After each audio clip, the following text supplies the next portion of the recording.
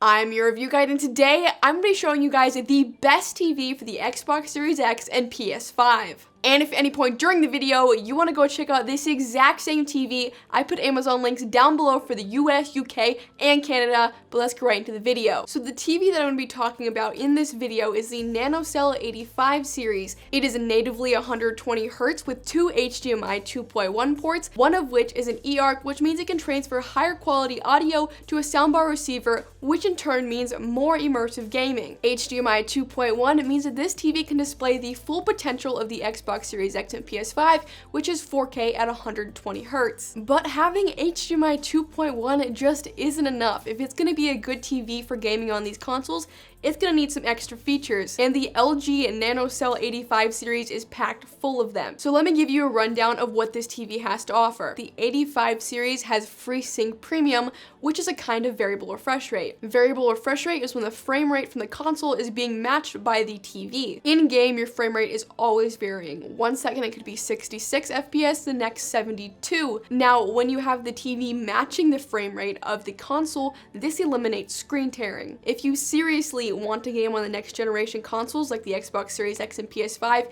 and get the most for your money, you're gonna want variable refresh rate, and the 85 series has it. It has an auto low latency game mode, which is automatically activated when it recognizes the console is plugged into the HDMI port, and it is not marketing, it actually does what it says it's supposed to. It decreases response time and input lag dramatically. When I first connected my Xbox to this TV, I wasn't impressed because I accidentally switched the mode to Vivid, which turned it off of game mode, and therefore the input lag was very noticeable. But when I switched it back to the auto low latency game mode, the input lag was unnoticeable. So the input lag is impressively low for a TV, but especially for a TV in this price point. A 49-inch comes in at $600, and the 65 that I have behind me comes in at $1,000. So in game, you're not gonna have to worry about this. This TV just simply doesn't have any input lag that's noticeable. Now, the next gaming feature is HGIG. HGIG stands for HDR Gaming Interest Group. It's like a standard/guideline for displaying HDR gaming content fairly. It makes sure that users across all HDR TV platforms, not just LG, have the same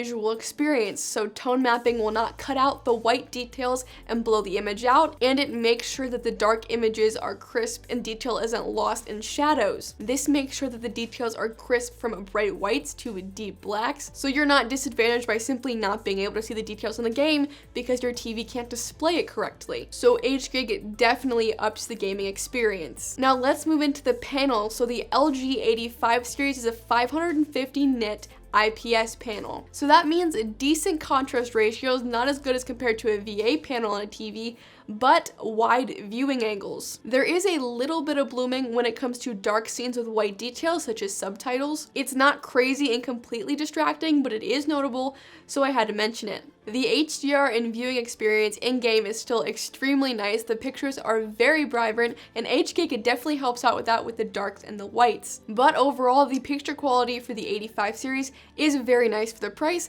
coming at $600 for the 49-inch and $1,000 for the 65. Now let's switch to response time. Response time is the time it takes from a pixel to switch from one color to the next. So that's going to affect dramatic screen changes from dark settings to light settings, such as a bomb going off, as well as motion blur. And the response time on the 85 series is decent. There is a little bit of motion blur in some fast-paced settings, but other than that, it's pretty nice. Now let's move into the inputs. It has 4 HDMI inputs, 2 are 2.1 and the other 2 are 2.0. It has 3 USB, a place to attach a cable box or antenna, AV in, optical audio out, and an Ethernet port. So it's pretty set for any amount of things you want to plug into it, whether it be a Fire Stick, 2 gaming consoles even, and maybe even a cable box. LG has the input factor covered. The LG 85 series comes in 4 different sizes, 49, 55, 65, and 75-inch. So a pretty good variety of sizes, and again, this is an IPS panel, so it has wide viewing angles